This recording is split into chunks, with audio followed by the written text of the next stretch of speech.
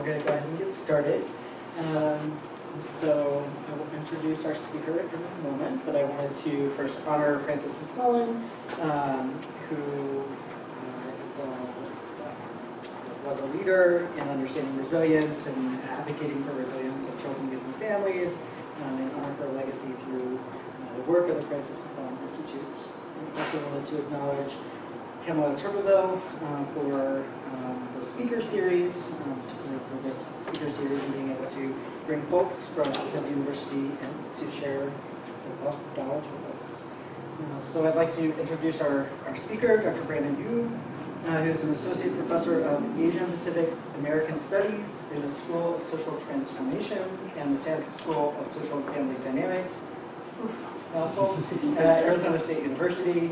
He's also an affiliate faculty in counseling and counseling psychology and the Department of Psychology at Arizona State University. His background is in counseling psychology and frames with his research and teaching interests. In particular, he's interested in examining unique racialized risk and resiliency and their impact on mental health of diverse marginalized communities, including Asian Americans, transracial adoptees, and multiracial communities. In collaboration with students and colleagues from across disciplines, Yu has published extensively on topics of perceived racism, internalization of the model minority myth, acculturation, inculturation, ethnic and racial identity, ethnic and racial socialization, as well as measured development. So, join me in welcoming Dr. Yu. Thank you for having me. It's an honor to be here and provide some preliminary sort of conversations and evidence of our new measure of support for Black Lives Matter. Before we start, I think it's atypical but important for me to acknowledge sort of my positionality with the paper and the authors on it in terms of how we came up with the paper. It's sort of atypical in a quantitative measurement paper, but given sort of the subject of the movement and making sure that our conversations around the topics of social justice and Black Lives Matter is centered in the theories and the principles and the sort of the author's words, it's important to sort of acknowledge that none of us are organizing members of the BLM. I don't speak for BLM, but nevertheless, as a scholar, all of us believe in the principles and the values of Black liberation, intersectionality, and alliance building, which is sort of the core tenets of the Black Lives Matter movement. And so a large sort of impetus for this project was trying to, for me particularly as a non-Black individual, trying to understand the gravity and sort of the motivations and the historical sort of situated purpose of the Black Lives Matter movement. And again, as a non-Black individual, how I may sort of support that, again, centering the stories and the people focused around Black Lives Matter. So I think it's important to acknowledge that and why we're here in the first place. That includes probably seeing slides that I'm looking at.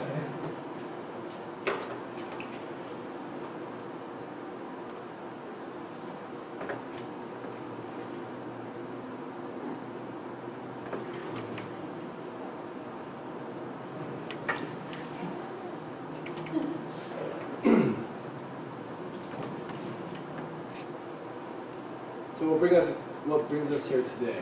Tamir Rice, Michael Brown, Eric Garner, Freddie Gray, Sandra Bland, Walton Sterling, Lakia Boyd, Misha McBride, Diana Stanley Jones, Flinda Castillo, McClelland McDonald, Shelley Frey, Miriam Carey, Alberto Sprill, E.J. Bradford Jr., recently here in Phoenix, Latinx Antonio Jesus.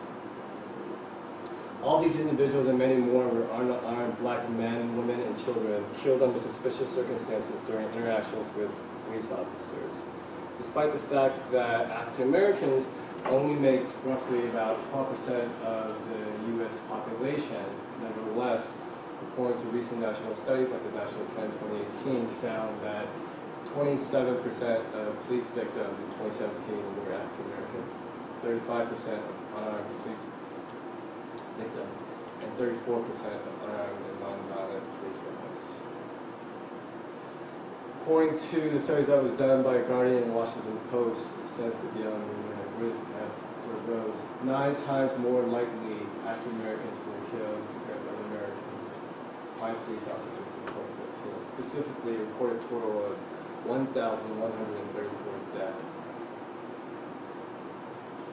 According to these studies, these disparities persisted through 2016 and 2017. There was another study that came out that found that based on what constituted as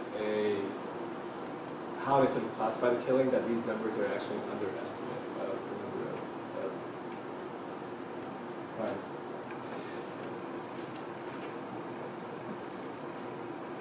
In response to this historical and socio-political context of anti-blackness and extrajudicial killings of black individuals in the U.S., these individuals here, Patricia Cullors, Alicia Garza, and Paul Timeti, centered in their intersectional identities and experience as queer black women, created the Black Lives Matter movement.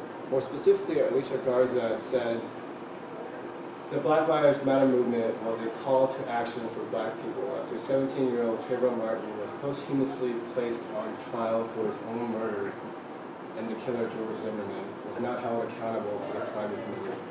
It is a response to the anti-black racism that permeates our society and also, unfortunately, our movements. Black Lives Matter is an ideological and political intervention in a world where black lives are systematically and intentionally targeted for demise. It's an affirmation of black folks' contribution to society, our humanity, and our resilience in the face of deadly oppression.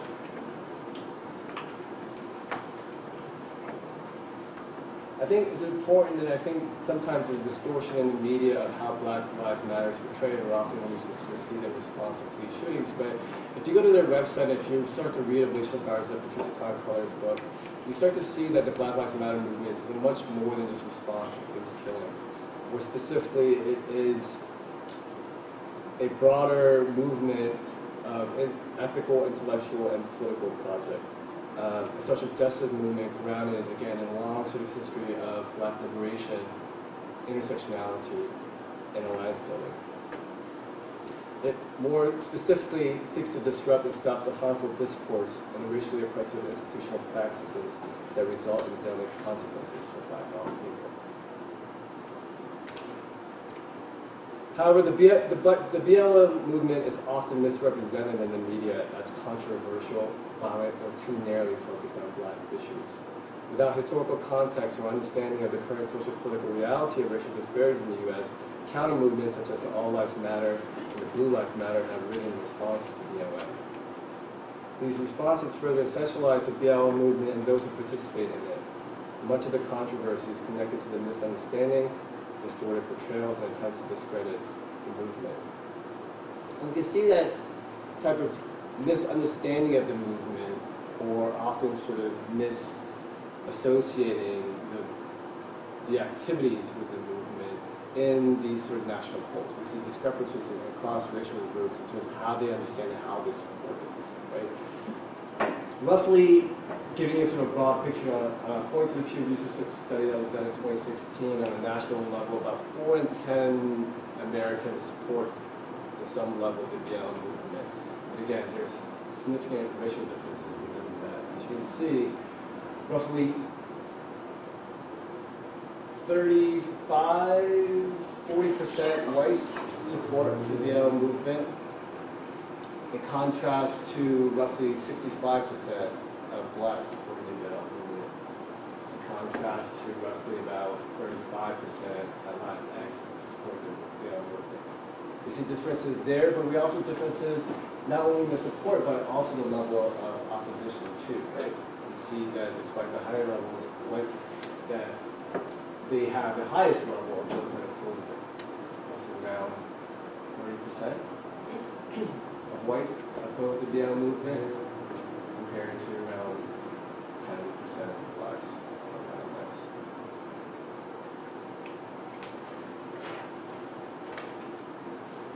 So I think it's given these sort of discrepancies in how people understand the BLM movement, part of my sort of interest and our lab's interest was,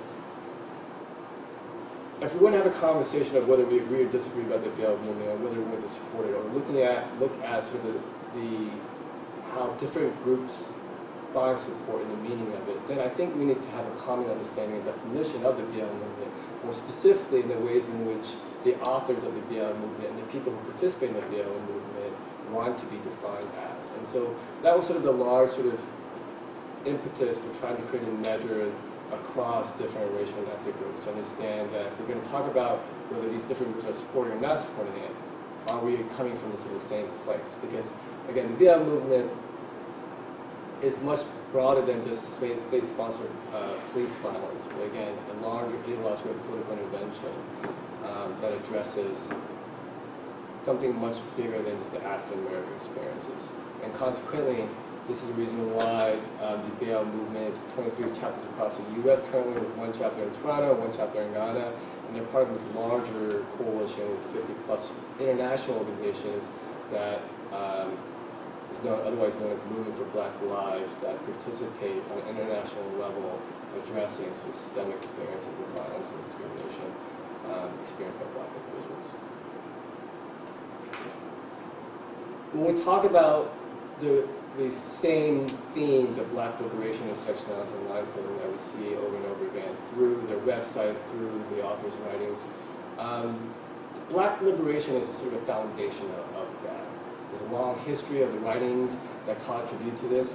Kiana Yamada-Taylor is a scholar and an activist who wrote the book #BLM to Black Liberation. And she sort of specifically unpackaged that term as Black liberation being basically a world where Black people can live in peace without the constant threat of social, economic, political woes of a society that places almost no value in the vast majority of Black lives. It would mean living in a world where Black lives matter. She sort of further articulates and expands this idea that Black liberation, if you look at some of all the authors that participated in the movement, like Ella Baker, Bell Hooks, Angela Davis, Audre Lorde, Paula Giddings, Barbara Smith, Beth Ritchie, Kathy Cohen, Beverly Gosh Sheftel, Toni Morrison, the Combined River Collective, among many others, have been sort of qualified and quantified as these intellectual building blocks of their collective consciousness. That BLM leaders were inspired by these writings and authors related to the Black liberation, and largely addressing in a place of where to be, but recognizing that place is a place of systematic oppression that centers anti-Blackness. And recognizing that, but equally also recognizing the resiliency and resistance of particularly Black individuals who have challenged that system. So it is sort of that system awareness of the oppression, but also the ways in which Blacks have fought back, resilient, and resistant to these sort of systems. When you sort of start to go into the literature in Black liberation, there's just by natural the authors who participated, very much like the authors who created the Black Lives Matter movement, addresses the idea of race being much more complicated in a larger system, structural system of multiple and social identities and structures that both marginalizes, oppresses, and also privileges others in those intersecting identities. And because of these women, they wanted to understand the BLM movement not just in response to Black men being killed or even by police officers, but in a larger sense of anti-Blackness. How do these different dimensions of races and classes and sexes and homophobia, among others, play a role in how anti-Blackness is predated and sustained?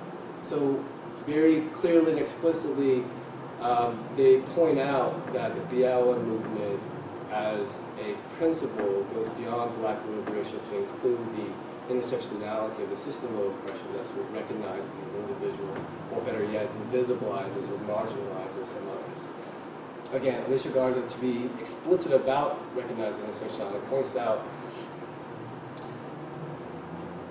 when we say Black Lives Matter, we're talking about the ways in which Black people are deprived of our basic human rights and dignity. It's an acknowledgement that Black poverty and genocide is state violence. It's an acknowledgement that 1 million Black people are locked in cages in this country. 1/2 of all people in prisons or jails is an act of state violence. It's an acknowledgement that Black women continue to bear the burden of a relentless assault on our children and our families, An assault is an act of state violence. Black, queer, and trans folks bearing a unique burden in a heteropatriarchal society that disposes of us like garbage and simultaneously fetishizes us and profits off us is a state violence. The fact that 500,000 black people in the U.S. are undocumented immigrants and relegated to the shadows is a state violence. The fact that black girls are used as negotiating chips during times of conflict and war is a state violence. Black folks living with disability and different abilities bear the burden of state-sponsored Darwinian experiments that attempt to squeeze us into the box of the normality defined by white supremacy is a state violence. And the fact that the lives of black people, not all people, exist within these conditions is a consequence of state violence. I think she does a really well job of sort of unpackaging that the experience of black is also sort of within this complicated, intersectional, multiple layers. I think what's sort of neat about the intersectionality as a core sort of principle of the BLM movement is also how intersectionality can be sort of translated into action.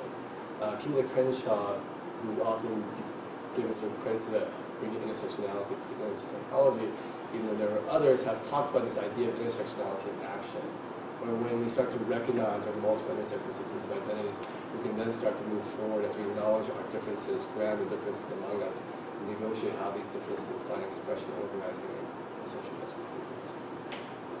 Again, more specifically articulating that sort of ideas how black liberation and intersectionality sort of extends to how we mobilize or how they mobilize into alliance building with other groups to challenge these sort of patriarchal, racist systems.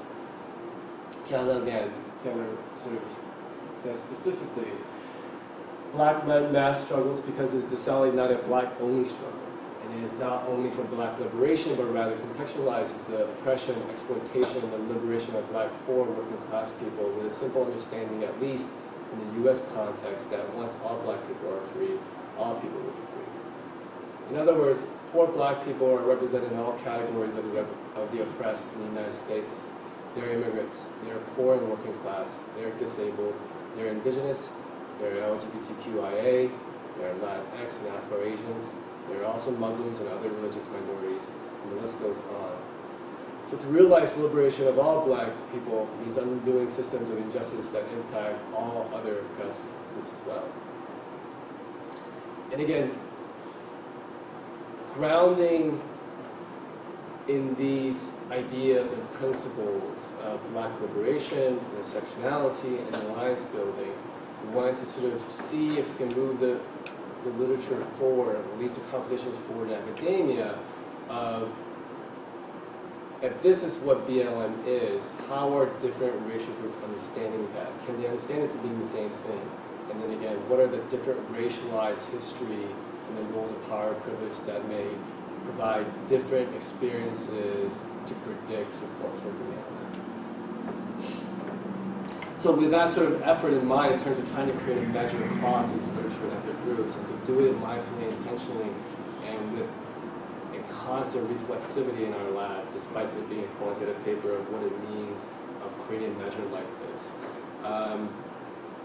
We ended up collecting over 1,934 college students at ASU. Here's sort of a sub-breakdown by whites and individuals of color. And I'll kind of highlight some of the main points of this. You can't see, I'm sorry, I didn't have time to make it look prettier. In large, we have in this roughly 2,000 sample, 896 are white, 100 and, so we had a measure of BLM, but given sort of the systems of racism, we actually had two separate surveys, same measure of BLM, but we had separate survey for whites and individuals of color, because we had to include for the white survey, along with the BLM measure, like power, privilege, colorblindness, things that are more relevant to experience of whiteness. Whereas for people of color, in looking at the correlates with support for BLM, we included measures like racial identity, internalized racism, and more things that were more specific to experience. And in doing that, we find this sort of interesting breakout. So for the whites, we find 896 are whites, and then also 59 are white multiracials who fill out the white survey. But then, for the students of color, we have 136 African American or black students, 240 Asian American students, 8 Pacific Islander, 335 Latinx students, and then although we tried, we couldn't get enough of Native American, which we have roughly around 20. Middle Eastern around 26, multiracial around 200, self-identified as two groups. So largely it's white, black, Asian, and Latinx. Also, at the end, it was disproportionately female. 75%, both with whites and students of color, were female college students. And interestingly, which I'll just kind of point out at the end if you want to discuss this more, but income was interesting across the different groups. So if you look at just even that very bottom little line right here,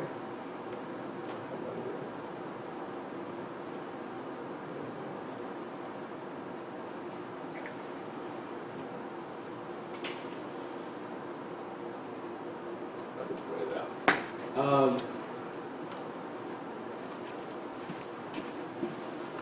So in the very bottom line here for parent income, you can see that there's actually a pretty big difference. Even those that make $140,000 or more, 30% of white college students have parents who make $140,000 or more, with 15% of students of color. And if you look at the one down, so you can see sort of a pretty relative significant sort of class differences there as well. So again, the degree to which what these things mean and how they hold up between these racial groups needs to be sort of considered in context. So a little bit atypical from traditional sort of measurement design as well. We wanted to capture items that weren't necessarily how people understood what BLM was, but rather the literal and direct words of BLM and then how people understood that. Does that make sense? So instead of doing sort of a qualitative interview of, okay, so what does BLM mean to you? And having those as themes for our measure, we went directly to the website to look at their specific principles and values. They have a list of values that they have, and then specific actions. And so we basically modified, edited their literal words. So we weren't sort of adapting and modifying how they wanted to view themselves. So, because if you go there, they have a sort of a bullet list where BLM, the primary principles that drive it, specifically around, again, Black liberation, intersectionality, and values building, is specifically related to commitment to diversity, restorative justice, being unapologetically black, globalism, collective value, transgender affirming, black women, black villages, empathy, black families, queer affirming, and loving engagement. These are the tenets and the principles in which BLM support, are driven by, and their actions are done consistently with that. And we can see that because when you sort of start to look at the news and the impact of BLM, it's not just in response to police violence. We saw them as a very vocal voice, and right now in Phoenix, the Latinx kid who was killed. We see them at, we saw them earlier last year, the year before, when the pipeline was going through on the east of Nodapa. They also was there to support DACA students. They had in Hawaii, there was another sort of movement there with the BLM supporting. So the idea is that they very clearly understand that this sort of intersectional understanding of how blackness is tied to everything else. In order for there needs to be true liberation, black liberation is happening, and that's tied to these other groups as well. So you see them very actively participating in these sort of social justice issues. And so we wanted to keep that consistent. And so we just took the items, slightly edited for grammar purposes, and then we took those 25 items and we did a traditional exploratory factor analysis using a big Pro-Max rotation, and started to look at the patterns. Initially, we thought we might sort of kind of be around this idea of black liberation, intersectionality, alliance building, which I sort of kind of hypothesized, and we sort of did find that. Ultimately, the EFA sort of suggested that the two-factor was the best factors to retain based on parallel analysis, the map tests, we plot among others, and then also interpretability of the two-factor and the three-factor. And when we look at this a little more closely, so all the indices going to factor analysis suggested this two-factor. And then because we wanted this measure to be useful, we have a full measure based on the item loadings, which structural awareness, first factor, I think it's like 13 items. The second factor, diverse values, is 6 items. But what I'm presenting today is not the full measure, but the brief report, which is basically the top 6 items. So the 6 items is a 12-item measure, tapping into 2 subscales of why people support Black Lives Matter.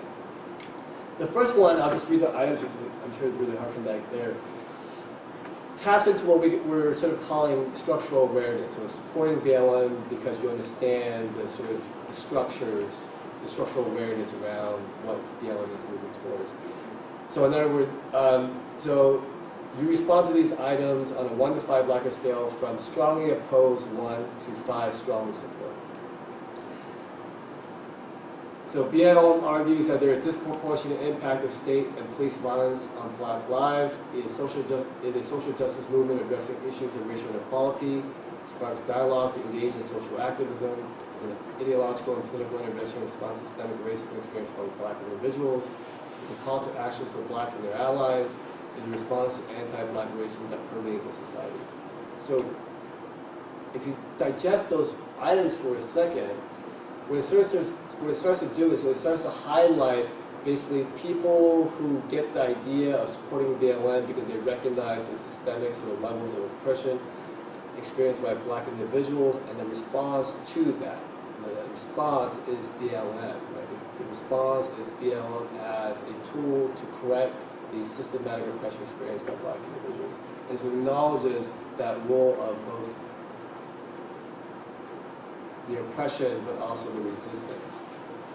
So this is the factor of supporting BLM because you're aware of, because that you believe that BLM has and support these structural cues. The second sort of number of items originally tapped into what we sort of perceive as a sort of intersectionality component, right? In other words, do you understand and support BLM or not support BLM because they similarly address the within-group heterogeneity of Black experiences, those that becomes oftentimes most marginalized or invisible, which, again, BLM is trying to sort of explicitly say or address. And that's so, again, you support BLM because it affirms the lives of disabled individuals, has family and friend spaces so that parents can participate with their children, is committed to fostering an intergenerational and communal network free from ageism, is committed to protecting Black women from sexism, respects and celebrates differences and commonalities among individuals, is committed to peaceful, loving engagement of all Black people. We didn't call this intersectionality values or intersectional values intentionally. We called it diversity values. I'm kind of curious what you think about the analysis, especially for intersectionality experts. But I'll explain more in terms of why we didn't call it intersectional values and call it more diverse values. But for the most part, it's consistent with the ideas of intersectionality and sort of the mission of BLM in terms of, again, Black liberation, intersectionality, and alliance building. But these items seem to be indicative of support for BLM because it embraces and affirms a marginalized population within the Black community, including Blacks with disability, Black queer and trans folks, Black women, and Black families with children, which again is sort of the large mission of BLM. So our measure, for the most part, do support this two-factor structure that is support for BLM based on structural awareness because they're structurally aware or because of their diverse values. We tested in a separate sample of the two-factor model using CFA against competing models, correlated, uncorrelated, and one-factor model. And overall, while not the best indices, we could go over these in more detail if you want, it suggests that the two-factor correlated model, the one at the very top, or the one that we originally proposed, is the best proposed model that is acceptable in terms of the fit criteria. We also examine measurement invariance between whites and students of color. Again, that's a large point in terms of our measure and the ways in which whites and students in color particularly understand the BLM movement, regardless of whether they support it or not support it, in terms of the message that it has, can they understand these movements to be similar? For the purpose of the measurement invariance. And so we tested that across a number of indices, and long story short, whites and students of color are measurement invariant in the two subscales of the study. So it seems to be roughly comparable across these different groups. The fun part. Oh yeah, that's a torturous word. I love correlations, but so what this sort of messy correlation matrix is, the bottom diagonal is a correlation of whites with the measure and psychological correlates that we looked at, and I'll explain those more in a minute. And then the upper diagonal is the students of color measure and correlates. So I'll sort of break this down in all the heavy numbers. So if you look at the first two columns, so this is whites, support for BLM, structural awareness, and support for BLM because of diversity values. You will see sort of at first it means. There you go.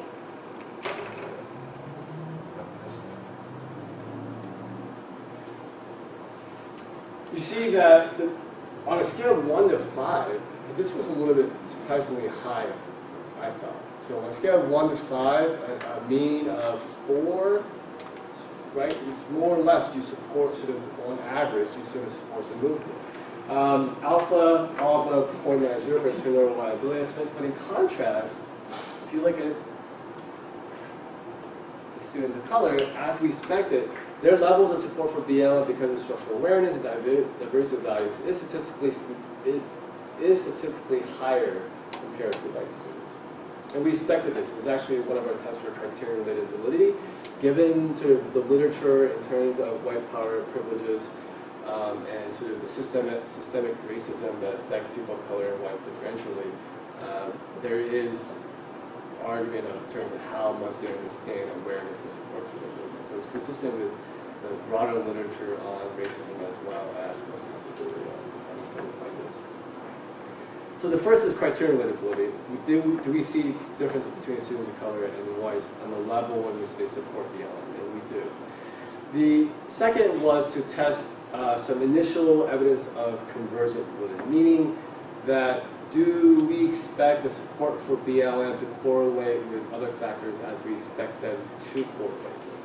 So going back, what we see here for whites is that basically this is the column of whites who support BLM because they're aware of the structural awareness, support BLM because of BLM has general diversity values. The third, the very first one, BLM activity participation. So what we did was we created a measure with these 12 items that measures largely attitudes around support for BLM. That doesn't mean that you're going to go participate in BLM, it just means that you support it. And I think in the literature, in the critical consciousness and social justice literature in particular, there's a lot of conversation in terms of how some attitudes, no matter how great they may be, can be very system justifying. And in that sense, really teasing out sort of the behavior between critical reflection and critical action is sort of really important to do. So at minimum, we're acknowledging that our measure is primarily of sort of the reflective process, right? Do you attitudinally support this or not? So we did create, because we had a hard time creating a behavioral measure of BLM. What is a behavior? You know, how many items would look like that measure? So rather we just have one item to this attitudinal measure at the end saying, have you participated in any BLM-related activities? And just an open response where you answer 1, 2, 3, 4, 5. And so in using that as a continuous variable, we do see some correlation, although not significant for whites in terms of their belief in the BLM or support for BLM doesn't necessarily directly and significantly relate to their behaviors of BLM, right?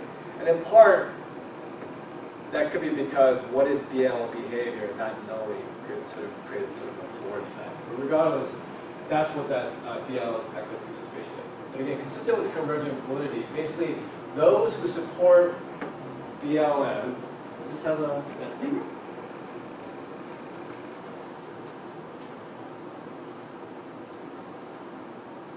So basically, those who support BLM through the structural awareness are less likely to be colorblind on blatant racial issues, less likely to be colorblind regarding institutional or structural issues of discrimination for people of color.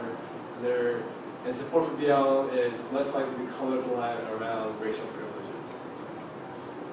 And McClelland's modern racism scale is a popular, back in the mid-80s, measure of modern racist attitude, specifically about blacks. So these are sort of structural as well as individual subtle experiences or subtle sort of perpetuation of racism specifically about blacks. Right? So these are racist attitudes about blacks. We find that to be important. Another way to sort of think about this is that basically individuals who are more likely to have racist, white individuals who are more likely to have racist attitude towards blacks and who are colorblind are going to be very largely not supporting BLM. And we find that similar pattern with, again, with students of color as well. Where again, with students of color, the more you're colorblind, the more your racist attitude towards blacks, the more you're going to not support BLM because of their values around structural awareness as well as diversity values. Now, what's sort of striking in this was, well, like, okay, wait, these correlations are great, right? It shows evidence of that basically support for BLM is based on these individual profiles of how, of particular sort of attitudes, of whether they recognize, understand, and support BLM or not. There are relatively high correlations for both subscales. But we also found the subscales, if you look at it even just broadly, like 0.6, 0.4, 0.5, 0.4, like the structural awareness was stronger than the diversity values. And it does it very similar with students of color as well. And so kind of probing, trying to figure out what that may mean in terms of possible differential effects. We just did a rate a simple semi-partial correlation with this. So in other words, we looked at the relationship between BLM structural awareness simultaneously with diversity values as it related to colorblindness and color racist attitude. And what's striking about that is when you look at that, structural awareness or support for BLM for structural awareness eats up all the variance. In other words, like, see these correlations that look really neat across? When you run them simultaneously, like in a regression, structural awareness correlations more or less remain the same. The diversity value support for BLM almost literally drops to zero across. Again, for both students of color and for whites. Meaning, suggesting that basically individuals who support BLM because they understand sort of the broader structural components of the system of racism towards blacks, as well, sort of the radical sort of resilience and the change of that seems to be the one that's sort of most important to the ideas of colorblindness and having racist attitudes and some of these other predictors. We actually have other measures like racial identity, and it's just down the road. Like, these are strong correlations, but it's really the structural awareness that drives the relationship and not diversity values. Which then is like, okay, then why? What is it about the diversity values? And we can talk more about that. But I kind of pointed out in a paper, because we have a follow-up paper actually that my students, Abigail and Sarah, are going to do, where we actually see different responses of when you're high and low between structural awareness and openness to diversity, such that individuals, so for students of color, having high levels of structural awareness, support for BLM, and having then high levels of diversity values seems to be better correlated with these factors of them better understanding BLM to be more intersectional. In other words, diversity values is not about, yes, women matter and sex matter, and it's not that. It's the intersectionality of all those and what blackness means that's understood. And so that means very different than a person of color who would have very low structural awareness and still have high diversity value, which probably won't predict these other outcomes because it has a more surface level, if you go back to the items, of these items, if you look at the last 6, affirms the lives of disabled individuals and family friends, they were specifically intentionally written for blacks. In other words, like you were supposed to read this as blacks affirms the lives of disabled individuals, or Bale supports affirms the lives of implied black disabled individuals. And I think in that lack of explicitness, basically groups differentially interpreted it, even though it was the same thing, depending on if you have high or low level structural awareness. Diversity values could basically be understood as a egalitarian kumbaya, I support diversity, but I don't really want to deal with that structural stuff that gets really messy, but I support it. I may put a sign of BLM in my lawn, yet I live in the most residentially segregated community where all blacks live outside because of gentrification. This is not me. I think this is a hypothetical example, right? These are the sort of the ideas of, can you still support diversity values that can sort of still be system justifying? And we don't know from this one measurement paper clearly, but I think what it does is that it allows us to be able to look at the nuances of those, right? Not only in terms of the support of how they support it, in terms of diversity values, structural awareness, but also how they may interpret that based on that. So in the actual measure, we have these 12 items, then we have an open-ended response, 2 open-ended responses, one saying, how many Black Lives Matter events did you participate in? And the other one just saying, open-ended, do you support or not support BLM? And why? Why not? That's where it gets really interesting. So again, Abigail and Sarah has a follow-up paper that looks at, if you score high on structural awareness and high on diversity values, looking at those open-ended coded responses of why they support that, versus if you have high structural awareness and low diversity values, what that may mean for whites and students of color. And so we have those starting to code, and it creates this very clearly consistent narrative in the literature in terms of the type of individuals, both whites and students and people of color, that may engage in social justice activities that sometimes can be system justifying against nowhere, that sometimes can be very challenging. And I think that is what sort of tapped into this.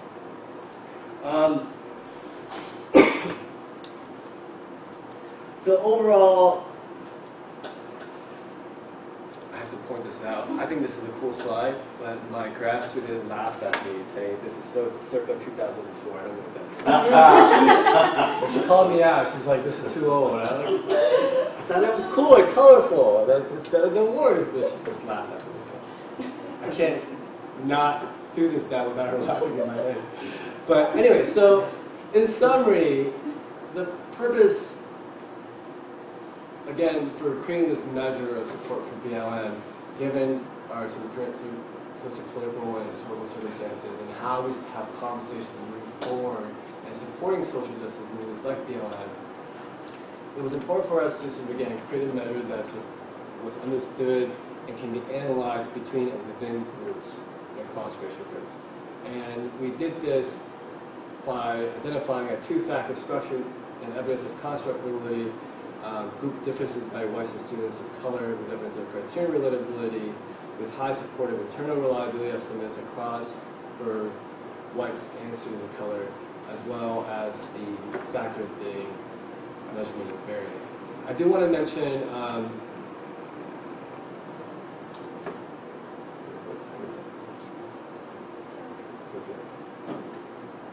what time do we get till? 2:30. Okay. Some limitation of future directions and implications of our study. A couple of the main ones I think I wanted to point out was that obviously this was validated on a large sample of diverse college students. I believe in working as someone who believes in social justice and do academic research in social justice, the questions that we ask for me, is always a reflection of what is this doing to challenge the structural systems, whether it is in our institutions, our schools, or in our communities. And so as I look forward on to this project, I look to see how we can sort of put this measure, or if it's helpful within the community to better understand how we can support BLM. And I think what that may mean is that beyond college students getting into the community, doing more CBPR, participation action and research is what will be sort of needed that empowers the agency of the local chapters, for example, the BLM chapter in Phoenix, as well as getting a better understanding of how these ideas then translate, or the support for that then translates into the real world practice, whether it's participating in BLM or activities. We also have to point out, obviously, that the class issue, and it being largely female, will undoubtedly affect the stability of our two factors. And what that means is that moving forward, how well will these factors that at this point does really well for whites, how well will it do when it goes beyond a college setting where they tend to be more, have higher levels of SES, relatively more isolated, believe in diversity but may not be as actively sort of engaged in that environment. And as I said, I think probably for me the most important sort of topic of this work is going beyond the questions themselves and seeing how it translates, particularly into action. For me, I'm really interested in now understanding the psychological process, particularly for example Asian Americans and why they engage in support for BLM based on their racialized history, but also what are the activities or the things that are needed for them to translate those attitudes into actions. And that's sort of looking between reflection and action, I think, is really important with this measure as well as the larger work in social justice. I think specifically with this, we start off with these questions and we sort of end with these questions in terms of the utility of our measure. Is support for Black Lives Matter linked to positive health outcomes and coping with racism among blacks? What are the implications of supporting the Black Lives Matter movement among other ethnic racial groups? What are the different racialized histories that may, again, lead very specific roles of power and privileges to mean very different things in terms of support? Based on the collective action theory, for individuals of color, does experience of racism, internalized racism, critical consciousness, and racial identity predict support for BLM? For whites, based in the same literature, does the idea of colorblindness, white power, privilege, dominance predict or lack thereof predict support for BLM? What are the health implications of that? What are the different sort of ecological contexts that may shape these experiences in terms of where you grew up, where you're currently living, who you grew up with, how you were socialized, how diverse your group of friends are, among other things that may, again, shape, monitor, and mediate these processes.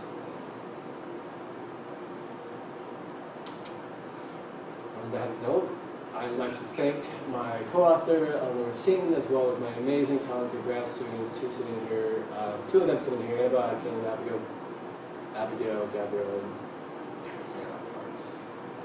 Thank you very much, and if you have any questions, feel free to email me, and hopefully we'll have an interesting conversation in the next 10 minutes.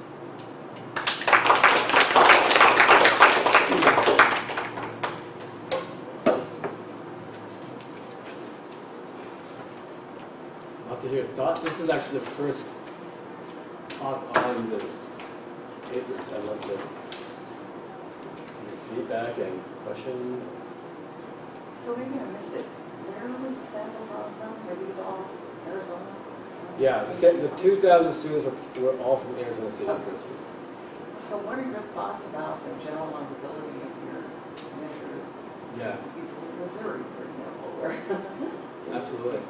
I would say at this point, we don't know. When I do measurement work, I try to go in finding the most sort of robust and stable factors, because there's a whole way to do things to make things look pretty. But ultimately, in terms of the items and in terms of, given the limitations of your sample, you try to find sort of the most robust that so it will hold on when you carry it to the other places. Now, having said that, we just don't know because our sample at ASU is so unique. Let's take, for example, African American students. 4%, roughly 45% at ASU and sort of the larger area are black. But yet, the demography of African Americans in Phoenix and ASU are very different than other places around the U.S. And obviously, in some concentrated areas like St. Louis, Missouri, the South, or even places, for instance, like California, like Oakland. These are for other groups as well, right? Who have a very particular set history in those circumstances. So my hope or ideal is that the measure, because we made it short, we made it tight as possible, that statistically it'll hold. But I imagine, given the importance of the ecology of what this movement means to individuals, that it will significantly vary by blacks here in Arizona versus obviously in San Jose. That they'll have different predictors, they'll have different levels of it.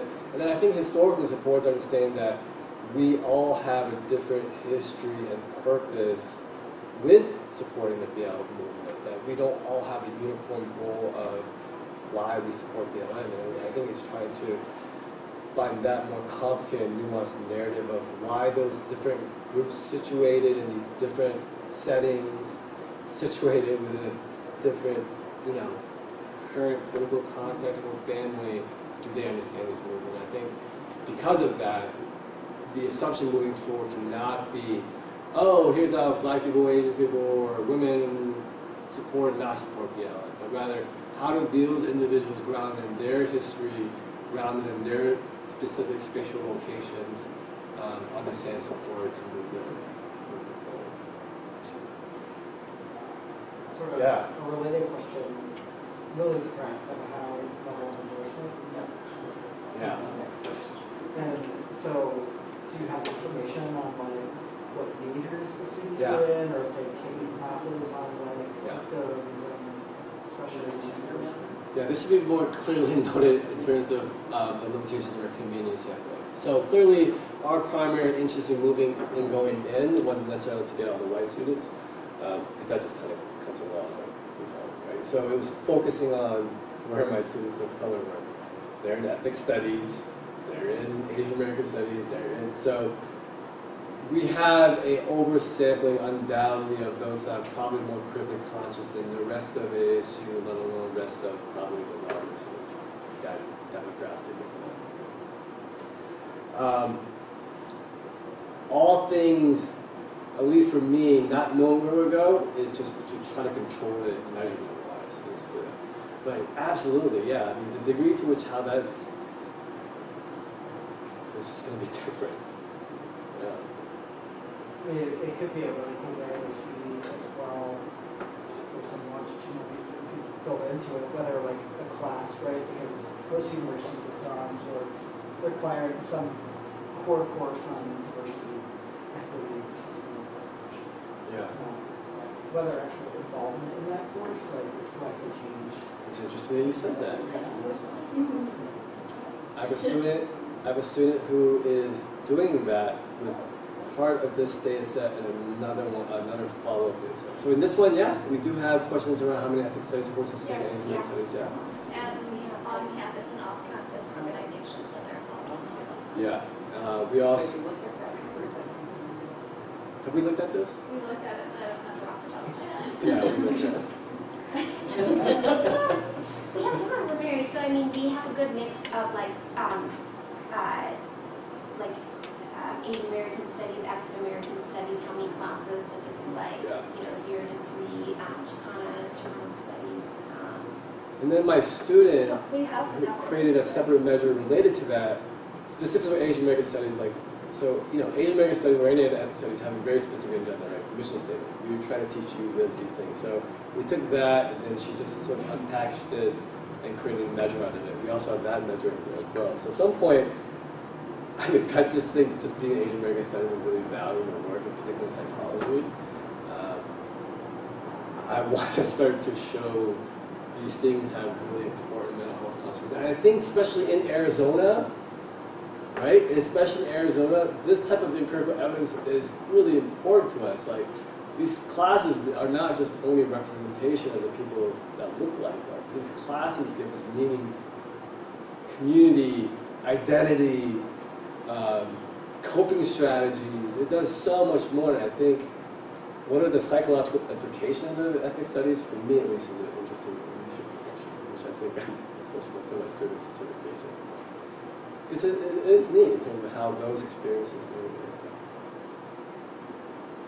And I want to say they do correlate BLM with the number of the classes that you take. It correlates. We have numbers. So for whites, about 70% haven't taken it, and then across POC, a little over 50% haven't taken it. And then for whites, 20% have taken at least one, which means that like around the rest of the 10, the remaining percent took more than 2. And then for POC, they took about 25% only took 1, and the rest took more than 2. So it's like split around half. Well, for whites, 70% didn't take any. For POC, just over 50% hadn't taken any of these studies classes. So that's part of the issue too, in terms of its power size.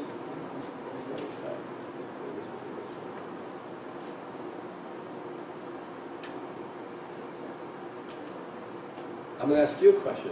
What do you think about factor 2? Intersection, in the intersectionality where you looked at those, you're like, oh crap, let's take that intersection. Like, what were just honest? I was glad to see that you called it diversity. Okay. Intersectionality. Obviously, because they didn't really get a system of oppression within those. Yeah. Within that. Intersections of information. Right. Okay. So if I didn't point it out, you would have been like, oh, right? I mean, if you would have labeled it intersectionality. Then you would have. Okay. No, but I was, yeah. Was it, so did the queer and trans items, were there queer and trans items that didn't fit? That's a good question. There were, I remember originally of the 25 were the queer trans items. I think they fell out. Right? Yeah, the item load they fell out, which is interesting in itself. So I part of this other thing that maybe I didn't say here, but I would definitely have to say moving forward is that I don't want just to be the be-all, end-all measure support for BLM, because I think the literature is really interesting. There is none. For people who do work specifically around BLM, Alon Hope is the only psychologist that I know that looked at how supporting BLM, particularly for Black and Latinx college students, relates to their mental health, relates to how the participation itself can be a way to navigate or cope with discrimination's impact on mental health. She's found differential effect for Latinx versus Black students. Particularly for Black students, she found that supporting BLM exacerbated the effects of discrimination on outcome, whereas it's the opposite for Latinx. Which for me, that makes sense, right? Being critically conscious, participating in social justice are not easy things. And sometimes awareness is built in. We're aware of those systems, we're participating in those. You can see how distress is a normal process. I think the difference in longitudinal is short-term versus the long-term. Like, yeah, we should be angry when we're aware of discrimination, when we experience discrimination, right? Or navigating racial identity, that shouldn't necessarily decrease our distress. So that's some of the literature that we sometimes, for me as a counselor psychologist who do mental health work, who looks at culture-specific stressors in mental health, I think there's always an underlying assumption that basically adaptive or resilient means when we can decrease stress level. And I don't think that's always the case, particularly in this literature, that decreasing the stress is not necessarily always a good thing or adaptive thing. And I think that's what the beginning work by a lot of this is showing. her metric was just 2 items of support. And I think that's when we get that huge, what happens when you get that measurement error variance. You know, when you have smaller number of items, you get that larger sort of error variance that happens, which makes the predictability much harder. That's what's happening currently. So hopefully by having more robust, stable measures, that those questions can be clarified with the system. And it means the same thing. Yeah. Going back to the value, the diversity one, I didn't think at all when I was reading them. I mean, I knew it was about Black Lives Matter, but when I read them, I was trying to figure out how they went along with it. Does that make sense? And I think it was because African American or Black was blocked out. Because if you look at the top one, African or Black was in like every question, except one. Yeah, number 24. Yeah. But in the top one, it's on Black lives and social activism, racial inequality. But then on the second one, I was like, when I was looking at it, with the disabled individuals, I wasn't thinking at all. I was just thinking about them as groups. Yeah. And then, yeah, so the only one that's down there that really like struck me going back to the Black Lives Matter was the one about committing and protecting Black women from sexism. Yeah. I agree on the same sense. Oh, okay. Yeah. And that's the reason why we call it diversity values and not intersectional values, because of that very specific reason. And it's in the follow paper, because you're right. The first factor, very clearly, Black, anti-Black, is very clear. The second factor, because remember, these were all mix of items, so it's interesting how these that were not Black focused sort of kind of came together to the diversity value. And then again, you have to wonder in terms of who took this. If we redid this, if we created another measure somewhere else that were more diverse or had larger, again, San Francisco or LA, that basically for whites, they're just in an environment that are more exposed to these conversations, or would we find factor 2 in particular to mean something very different? So, we don't know. We did test this in 10 million different ways, including running that for the very specific groups like Blacks, Asians. And no matter how we ran it, for the most part, it came back the same way. So how these groups understood factor 1, factor 2 in terms of that general diverse values, in terms of these items loaded together, is that they loaded together in terms of this is how they understood them to be very similar. But again, what we're pointing out in terms of the diversity of values, that's not the Black words in there, more generic, egalitarian values rather than really intersectionality, is that it seems that diversity of value factor 2 is understood differently depending on how high or low you understand your factor 1 is. So in other words, we could actually see from our open-ended qualitative responses that when we take individuals who have very low levels of structural awareness but high levels of diversity values, they will literally write out, I support BLM because, I support women's rights march, or I support the disabled. So they're interpreting these items, as you said, not Black focused, but more broadly, BLM supports disabled folks? Okay, I support BLM because I support disabled folks. That's how they're interpreting it. However, when you look at the actual literal people who have high scores of structural awareness, and then look at the high diversity value scores, what they write out is very different. What they write out is, again, the intersectionality language. I support BLM because, because of Black women's experience or the trans, they are very specific about understanding these items and reading between the lines as, no, this is not about kumbaya, diversity, about that BLM supports disability and families, and no, this is about BLM supports Black disability, which then translates to all disability. And they will write that out. So these items hold together for these groups, suggesting it means different things depending on the high level of social, whether it's system justifying, egalitarian, or whether it's system challenging, intersectionality.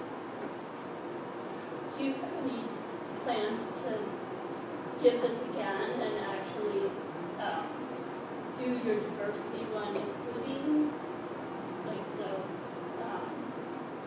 affirms the lives of Black disabled individuals, just to see what would, Yeah. how Well, it would work? Well, I think, so, you know, in fact, in measurement, it's a very gray area in terms of what constitutes as, like, science versus creative license. I tend to lean more towards being a strict psychometrician, relying on the numbers, but then with underlying guided by theory. In other words, like those items, when it fell out, if it was close enough where I could argue, well, we won't use a 0.4, but we'll use a 0.3. I remember we did play around with that to try to figure out, because our beginning intent was not to capture diversity values factor 2. You wanted intersectionality. Or I was thinking in my head when we create these items, we're going to get at least 2 or 3 factors, and one of them are going to be intersectionality, something from the Black liberation. I kind of knew that going in. So I didn't expect all those items to wash out. So we were playing around with trying to extend it to include it. But when we did that, we started to include more items by lowering the item loadings. And the CFA starts to get messy. The measurement varies, so everything else starts to, because you're using more loose sort of principles. Now, having said that, with our data set, that doesn't mean that, and again, I was trying to point out earlier, that another group of team or my students or anyone else can't go in there or use those same items for a group to get at that. Because this is partly theory-driven exercise. In other words, our intentional exercise was to create a measure across whites as well as students of color for the purpose that we wanted. But that isn't to say that someone who's really interested in just Asians or just Blacks' experience of this aren't going to go in with this approach differently and thus coming up with a very different and still strong psychometric measure. So they can come out with a very different measure than ours, and that's not to say it's wrong or right or wrong or one is better than the other. In fact, I would argue that we need more of it than the other two measures. But, I think it's an important factor. I think someone should do it.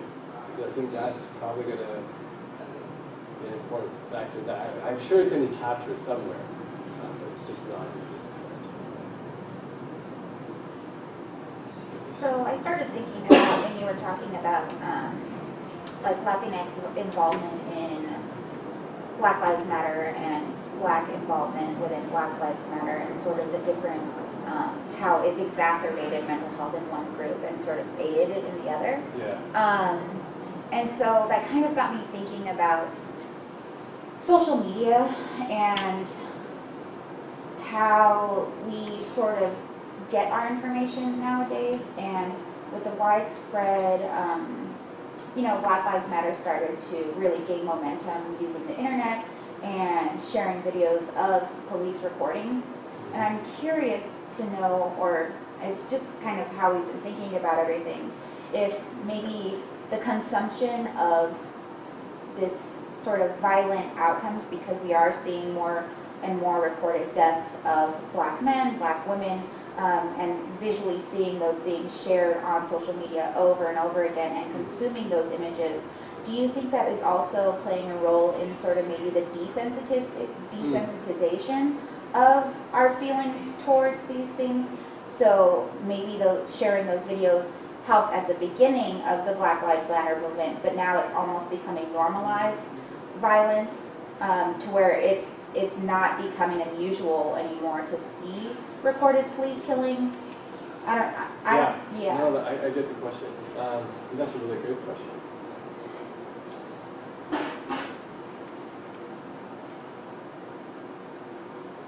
Sad to think about that.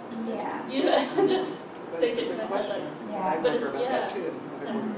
Because I wonder if we're doing more harm than good by sharing these things on such a widely spread platform, because now we're seeing it so much more often, and I can see how much harm that can do specifically within the Black community to see people, literally dying on camera or hearing the horror in people's voices who witness these instances. But I also wonder if that is also making it less and less real, knowing that this is our reality. Yeah. That's such a big question. I have a Yeah, hard time I'm sorry. answering that because it's sort of tied to everything else in terms, and again, from whose perspective, right? Are we being desensitized or not being desensitized?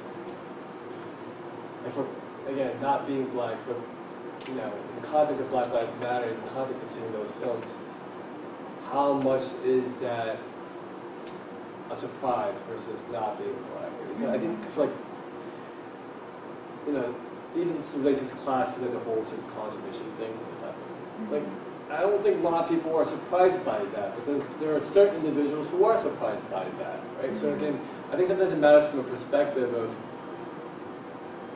there's nothing new here. Black Lives Matter is not new. Black people being killed in violent ways are not new, right? Well, the question is whether it matters. Isn't that the real question? Yeah, I guess You know, so. does seeing it mean that people feel it less matter? I mean, if it continues to happen and there's no repercussions ever, the conclusion must be no. Yeah, that is They not don't matter, affecting right? anything. But like, okay, so Wonder like if for that's the whom? message that's being sent. Yeah, like I mean, for like so for the BL folks who are doing their work, like what I see again, what I see is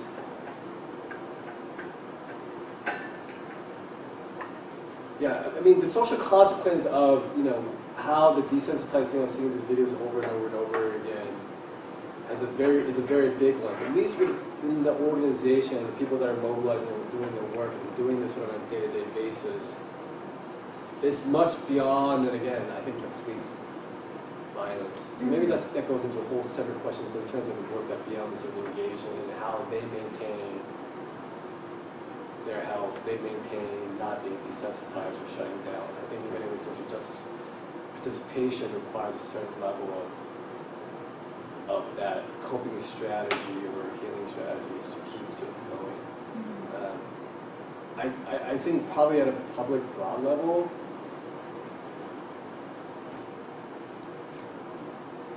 yeah, I think that question is way too big. Well, I think you know, I'm thinking about a lot of things in terms of, like, I just recently read an article from NPR about how social media is beginning to show effects in young adults and youth, and mental health effects specifically, because, you know, we're all able to get so much information at once, and that's having a detrimental effect on people's mental health because it's so much negative news lately.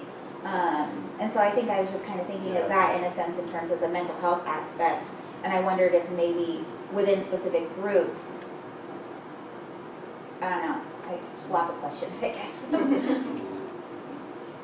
Wait, did you listen? Yeah, I think it relates to the association that you're finding between, is it involvement or attitude program for support versus actual sort of participation. Yeah. and the psychological consequences, right? So some of this promoted for one group or harmful Yeah. another group. So if I if see. you identify and you see these videos, if you identify as black and you see these videos of black people being murdered, maybe and you're engaged in the Black Lives Movement, perhaps that has a more detrimental effect because it's more central to identity, being, whereas a white person who's engaged in Black Lives Matter maybe doesn't have that same effect, and maybe it's related to desensitization.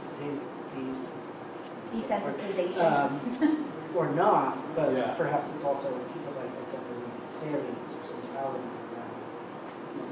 activism, and So it depends on the group. I think the hardest thing I struggle with in that sort of question is that the sort of differential effect.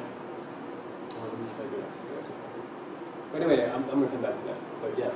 But I wonder would it have a demotivating effect as far as becoming it? So let's say you're not in Black Lives Matter, but you're constantly seeing this stuff that never changes. Why would I get involved in Black Lives Matter, right? Because doesn't seem to be helping any, that's what I'd be more worried about, if people would just, Sort of check out. yeah, just check out, say there's no point, there's nothing I can do. Yeah, but with specific to BLM, it can change if people actually start to retell what BLM is actually doing, because it's not always a response to that sort of desensitized police sort of shootings. That the work of BLM is much more bigger. It's just that that narrative isn't being sort of, it's always a response to someone being. Yeah, I think that hits on it. If you think that's all it's about, you don't get the bigger context Yeah. of the element. Yeah, and then the motivating premise in terms of how it desensitizes is going to be so individually sort of varied, whether it be, and again, in psychology, whether that's judgmental or not, I think is a relative term, whether it's adaptive or maladaptive or not, promotive, inhibitive, whether it's important to the individual's well-being versus how that relates to actual, the change, the action of participation. If that's, so, you know, being overwhelmed, is fine, but how do we then continue to work? So we're actually out of time, over time now. So just thank our speaker. Thank you for inviting us again and being able to talk some of this out, and